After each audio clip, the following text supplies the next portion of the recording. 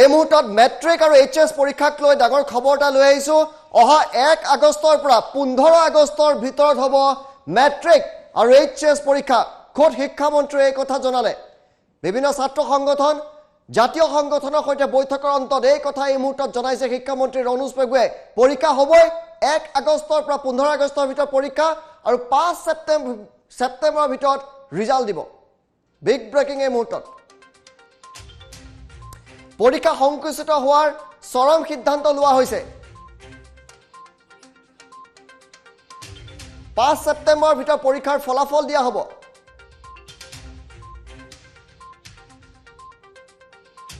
July মাহত পৰীক্ষা অনুষ্ঠিত নহয় বানপানী কাৰণে কৰিব নোৱাৰে 1 আগষ্টৰ পৰা 15 আগষ্টৰ ভিতৰত পৰীক্ষা হ'ব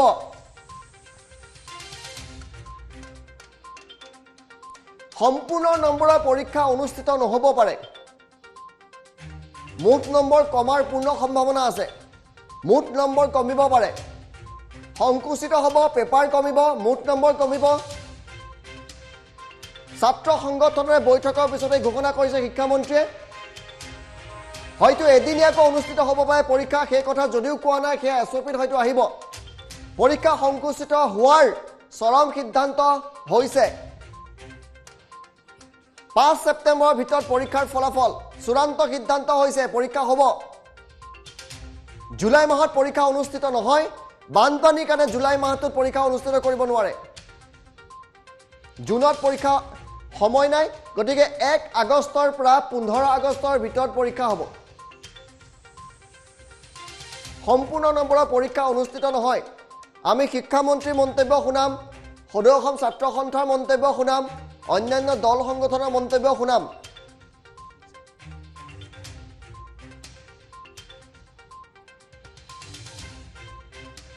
যদি শিক্ষামন্ত্ৰীৰ মন্তব্য আমাৰ হাতত আহিছে আমি শিক্ষামন্ত্ৰীৰ মন্তব্য শুনাবলৈ চেষ্টা কৰিম যেটো পৰিস্থিতি আজি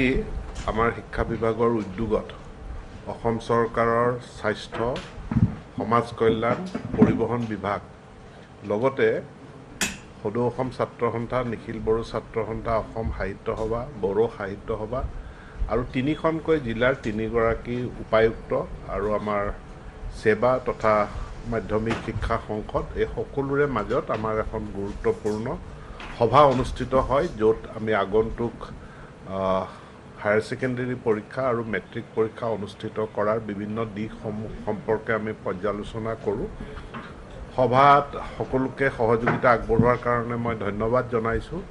আৰু সভাত আমি এক প্ৰকাৰ এনেকুৱা এটা সহমতত উপনীত হওঁ যিটো ইতিমধ্যে আমি শিক্ষা বিভাগৰ পৰা কৈ আহিছিলোঁ যে আমি পৰীক্ষা পতাৰ পক্ষত আৰু যোৱা দিনকেইটাত আমাৰ অসমে স্বাস্থ্য বিভাগে যি ধৰণে অতি এফিচিয়েণ্টলি গোটেই কোভিড চিটুৱেশ্যনটো তেওঁলোকে নিয়ন্ত্ৰণত অনাৰ কাৰণে কাৰ্যব্যৱস্থা গ্ৰহণ কৰিছে ৰাইজেও সহযোগিতা আগবঢ়াইছে তাৰ কাৰণে এটা ট্ৰেণ্ড আমি দেখা পাইছোঁ যিটো ট্ৰেণ্ডত আমাৰ পৰিস্থিতিটোৰ উন্নতি ঘটিছে আৰু লাহে লাহে আমি এনেকুৱা এটা পৰিস্থিতিলৈ হয়তো যাম যিটো পৰিস্থিতিত আমি এক নিৰ্দিষ্ট এছঅপি গ্ৰহণ কৰি নিৰ্দিষ্ট কিছুমান বিধি ব্যৱস্থা গ্ৰহণ কৰি আমি পৰীক্ষা অনুষ্ঠিত কৰিব পাৰিম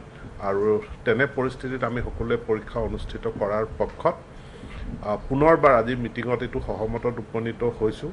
যে পৰম্পৰাগত পদ্ধতিত বা পৰম্পৰাগত যিটো আমাৰ ৰুটিন থাকে সেই ৰুটিন মতে নহৈ পেলাই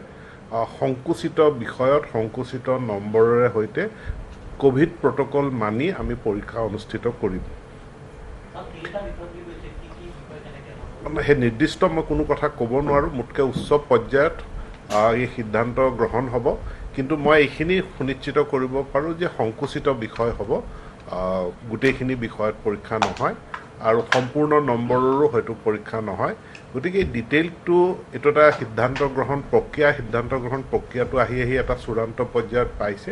অহা এসপ্তাহ বা 10 দিনৰ ভিতৰত আমি এক সিদ্ধান্ত উপনীত হ'ম এটা চেষ্টা কৰিম চূড়ান্ত সিদ্ধান্ত লোৱা হৈছে আমাৰ গ্ৰাফিক্স প্লেটত কিছু ভুলকে গৈছে গ্ৰাফিক্স প্লেটত কিছু আমাৰ বানানৰ ভুল হৈছে তাৰ বাবে আমি ক্ষমাপ্ৰাৰ্থী চূড়ান্ত সিদ্ধান্ত লোৱা হৈছে মেট্ৰিক আৰু এইচএছ পৰীক্ষাৰ পুনে পুনে আমি অভিজিত আচাৰ্যৰ সৈতে সংযোগ স্থাপন কৰিছোঁ জনতা ভৱনত আছে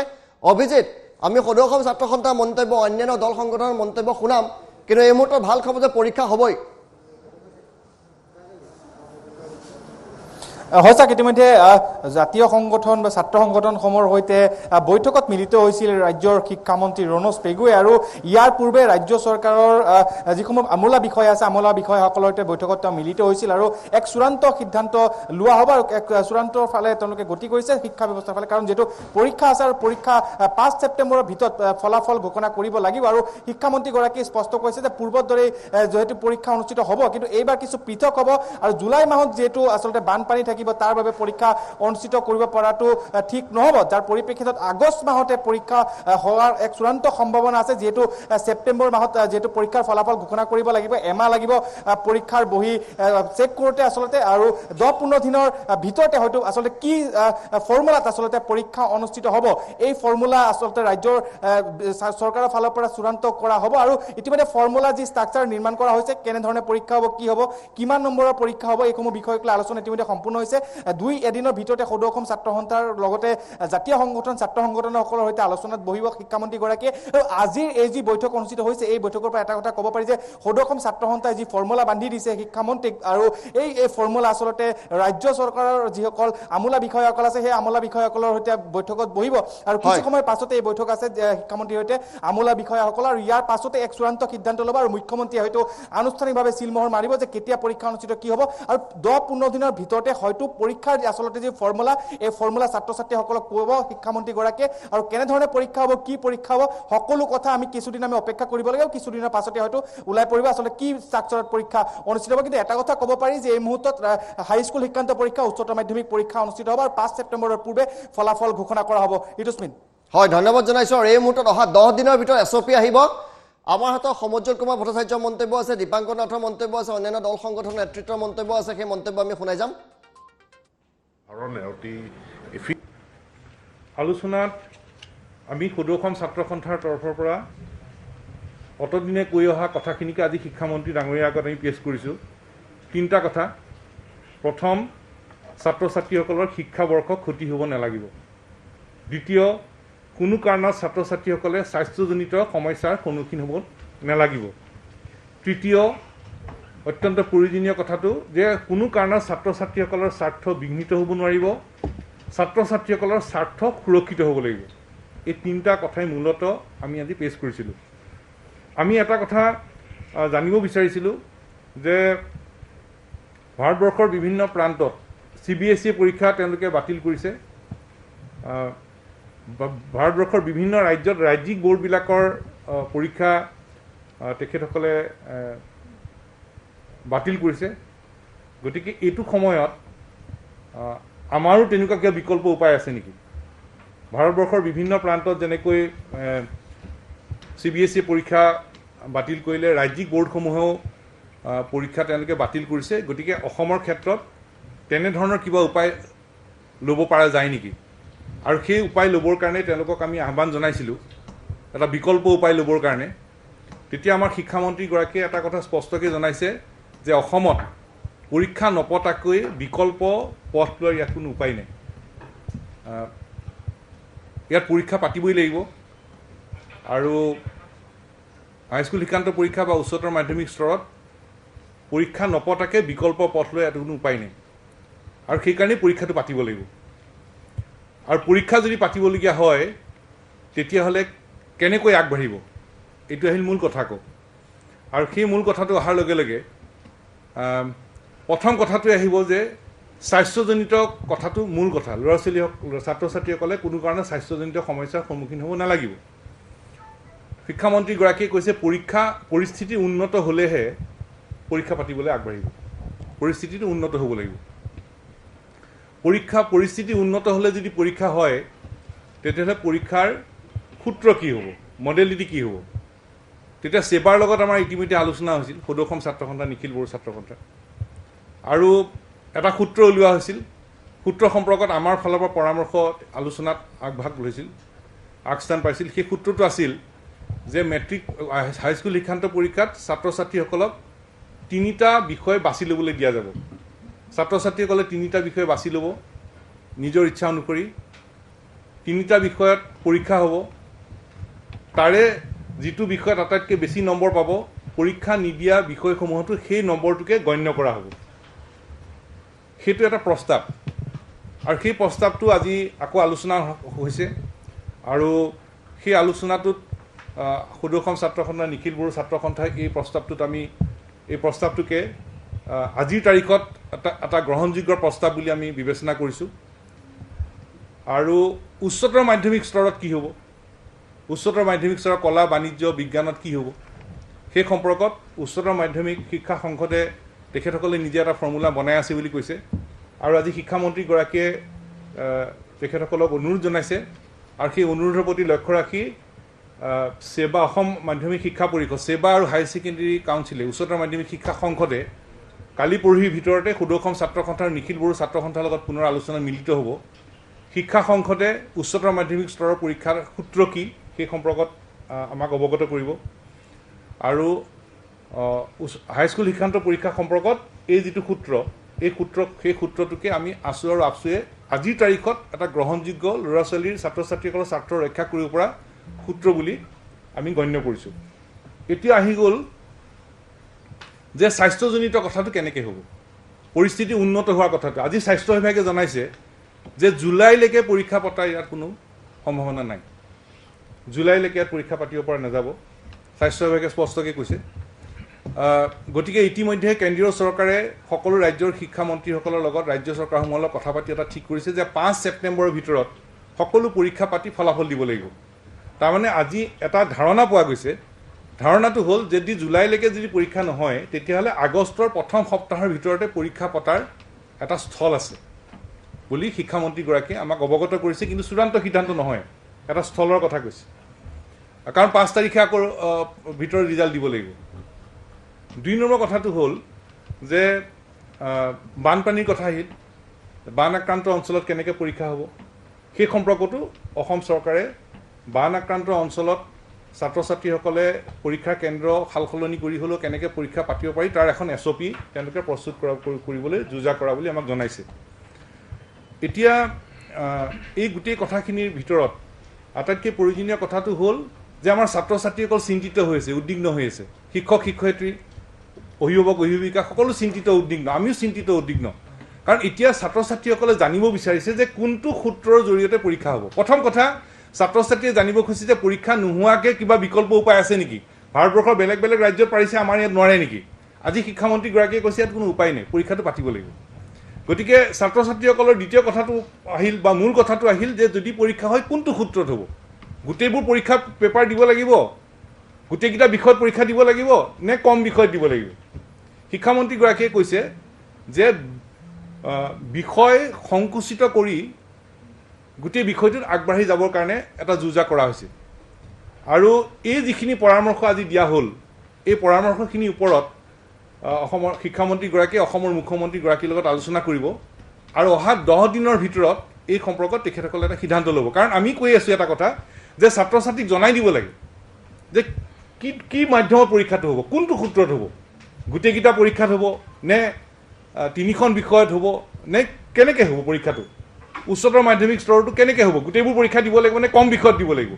ছাত্ৰ ছাত্ৰীক এতিয়া জনাই দিব লাগে। ছাত্ৰ ছাত্ৰীয়ে জানিব খোজে, আৰু সেইধৰণে ছাত্ৰ ছাত্ৰীয়ে তাৰ ভিত্তিত নিজৰ প্ৰস্তুতি তেওঁলোকে আগুৱাই দিব খোজে। গতিকে আজি শিক্ষামন্ত্ৰীগৰাকীক আমি অনুৰোধ জনাইছোঁ যে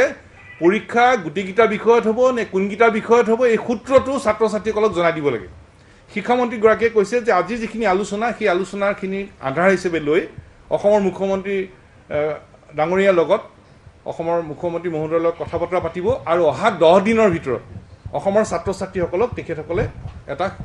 স্পষ্ট সিদ্ধান্ত তেখেতসকলে অৱগত কৰিব। আৰু ইয়াৰ উপৰিও বিভিন্ন ধৰণৰ পৰামৰ্শ ইয়াত আহিছে, পৰামৰ্শ দিয়া হৈছে যে পৰীক্ষা স্বাস্থ্যজনিত কথাটো যেতিয়া উন্নত হৈ পৰীক্ষা হ'ব, তেতিয়া সেই পৰীক্ষাৰ দিনটোত অকল পৰীক্ষাই হ'ব, গ্ৰীণ কৰিডৰ এটা ধাৰণাও আহিছে, সেইবোৰ ধাৰণাও আহিছে। গতিকে আজিৰ তাৰিখত যিহেতু বিকল্প ব্যৱস্থা নাই, পৰীক্ষা হ'ব, এই কথাটো অসমৰ শিক্ষামন্ত্ৰীগৰাকীয়ে স্পষ্টভাৱে জনাইছে। পৰীক্ষা কেনেকৈ হ'ব, হাইস্কুল শিক্ষান্ত পৰীক্ষা সম্পৰ্কত আমাৰ এটা মডেল সম্পৰ্কত আজিৰ তাৰিখত গ্ৰহণযোগ্য বুলি গণ্য কৰা হৈছে, কিন্তু চূড়ান্ত হোৱা নাই। মুখ্যমন্ত্ৰী মহোদয়ৰ লগত কথা বতৰা পাতিহে চূড়ান্ত কৰিব। আৰু উচ্চতৰ মাধ্যমিক স্তৰ আৰু হাইস্কুল শিক্ষান্ত পৰীক্ষা এই দুটা বিষয়লৈ পুনৰ সেৱা আৰু হায়াৰ ছেকেণ্ডেৰী কাউন্সিলে অহা দুদিনৰ ভিতৰত সদৌ অসম ছাত্ৰ সন্থাৰ নিখিল বড়ো ছাত্ৰ সন্থাৰ লগত আলোচনাত মিলিত হ'ব আৰু আমি এই সময়ত এই পৰিস্থিতিত সকলো ছাত্ৰ ছাত্ৰীক নিজৰ ঘৰতে নিজৰ পঢ়া শুনা অব্যাহত ৰাখিবৰ কাৰণে আমি অনুৰোধ জনাইছোঁ যেহেতু আমি শিক্ষামন্ত্ৰীগৰাকীক কৈছোঁ যে ছাত্ৰ ছাত্ৰীসকলক সূত্ৰটো জনাব লাগে পৰীক্ষাটো কোনটো সূত্ৰত হ'ব এইখন বিষয়ত পৰীক্ষা হ'ব এই কথাটো আমি সোনকালে ছাত্ৰ ছাত্ৰীক জনাই দিব কৈছোঁ পৰীক্ষা পৰিস্থিতি উন্নত হ'লে কোন তাৰিখত হ'ব এইটো চৰকাৰে ঠিক কৰিব স্বাস্থ্য বিভাগৰ লগত কথা বতৰা পাতি কিন্তু এতিয়াই ছাত্ৰ ছাত্ৰীসকলে সূত্ৰটো জানিলে সেই ধৰণে নিজকে প্ৰস্তুত কৰি চলিব পাৰিব গতিকে সেই বিষয়টো অহা 10 দিনৰ ভিতৰত শিক্ষামন্ত্ৰীগৰাকীয়ে মুখ্যমন্ত্ৰী মহোদয়ৰ লগত কথা বতৰা পাতি এটা স্পষ্ট সিদ্ধান্ত অৱগত কৰিম বুলি কৈছে আৰু এই আজিৰ সময়ত ছাত্ৰ ছাত্ৰীসকলক নিজৰ পঢ়া শুনা অব্যাহত ৰাখিবৰ কাৰণেও আমি অনুৰোধ জনাইছোঁ আৰু এটা ভেকচিনেশ্যনৰ কথা সুধিছিল শিক্ষামন্ত্ৰীগৰাকীয়ে কৈছে যে ইলেকশ্যনত প্ৰায়বোৰ আমাৰ সন্মানীয় শিক্ষক শিক্ষয়িত্ৰীৰ দায়িত্বত আছিল গতিকে ভেকচিন নিৰ্বাচনৰ দায়িত্বত থকা প্ৰায়বোৰ শিক্ষক শিক্ষয়িত্ৰীক কৈ আছোঁ মই দুটা কথা কৈ লওঁ প্ৰায়বোৰ শিক্ষক শিক্ষয়িত্ৰী ভেকচিন দি থোৱা আছে প্ৰায়বোৰ শিক্ষক শিক্ষয়িত্ৰীক যিসকলৰ বাকী আছে তেওঁলোকে দিব শিক্ষাৰ লগত পৰীক্ষাৰ লগত জড়িত আন সকলো বিষয়া বা কৰ্মচাৰী ষ্টাফ সকলোকে এই সময়খিনিৰ ভিতৰত ভেকচিনেশ্যন দিয়াৰ ব্যৱস্থা কৰিব আৰু ছাত্ৰ ছাত্ৰীসকলৰ ক্ষেত্ৰত কোনো ধৰণৰ চাপ সৃষ্টিৰ কথাটো এতিয়া নাহে ছাত্ৰ ছাত্ৰীসকলে কোনো চাপ সৃষ্টি নকৰাকৈ তেওঁলোকে যাতে এটা সৰল নিয়মৰ মাজত যাতে পৰীক্ষা দিব পাৰে তাৰ ব্যৱস্থা কৰিবলৈ কোৱা স্থিৰ কৰা হৈছে আমি এটা কথাই স্পষ্টকৈ কৈছোঁ যে আজিৰ তাৰিখত এটা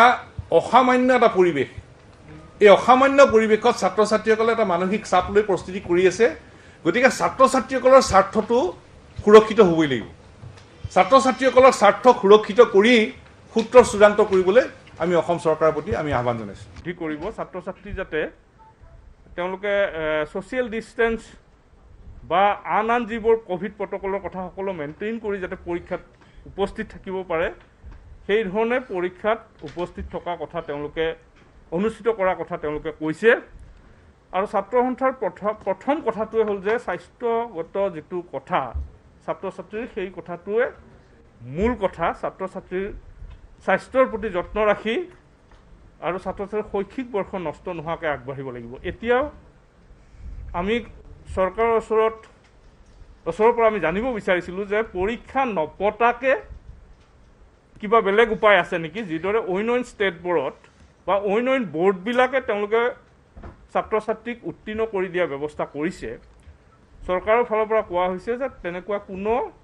পদ্ধতি বৰ্তমান যিহেতু নাই তাৰমানে পৰীক্ষা অনুষ্ঠিত কৰিবই লাগিব মেট্ৰিক আৰু হায়াৰ ছেকেণ্ডেৰী দুয়োটা ক্ষেত্ৰতে তেওঁলোকে এনেধৰণৰ এটা সিদ্ধান্ত লৈ যাব বিচাৰিছে আৰু ছেপ্টেম্বৰ মাহৰ 5 তাৰিখৰ ভিতৰত পৰীক্ষা পাতি ৰিজাল্ট দি গোটেই প্ৰক্ৰিয়াটো সমাপ্ত কৰিব কেন্দ্ৰীয় চৰকাৰৰ আগৰ তেওঁলোকৰ যিটো ডেট সেইমতে গতিকে তাৰ সেইখিনি সময়ৰ ভিতৰতে পৰীক্ষা পাতি ৰিজাল্ট দিয়াৰ গোটেই বিষয়টো আগবাঢ়িব এই দুইটাই মেট্ৰিক হায়াৰ ছেকেণ্ডেৰী দুইটা ক্ষেত্ৰতে গতিকে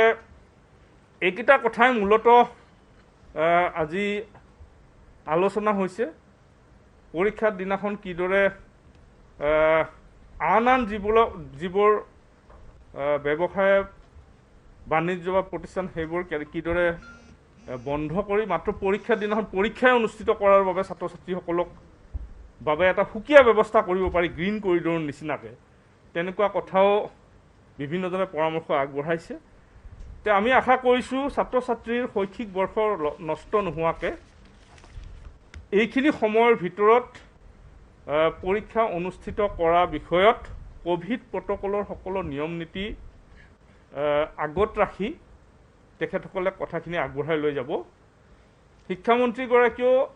এই গোটেই বিষয়খিনি অসমৰ মুখ্যমন্ত্ৰী মহোদয়ৰ লগত কথা পাতি